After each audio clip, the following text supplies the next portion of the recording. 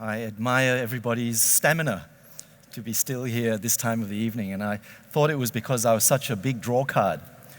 I now, of course, realize it's the party afterwards that's holding everybody back and not myself. So I shall try and entertain you until the proceedings begin at 6 p.m. today.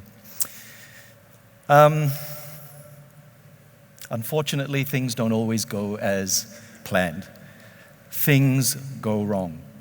And this is someone quite famous lamenting the fact that there are always going to be some complications in any decisions that we make.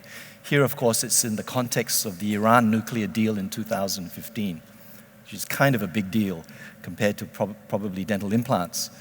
But nevertheless, we are faced with these decisions that we make each day, and there are complications and unintended consequences.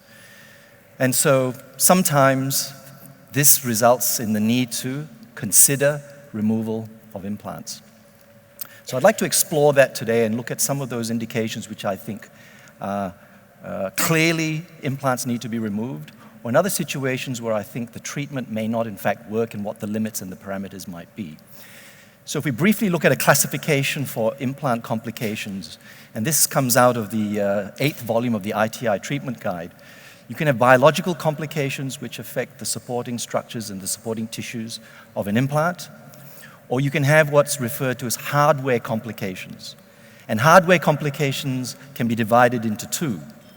Technical complications, which is what happens in the laboratory, the veneering porcelain that's placed on top, for example, or anything that's laboratory manufactured, as opposed to mechanical complications, which are complications associated with the manufactured components by the implant supplier or the implant manufacturer.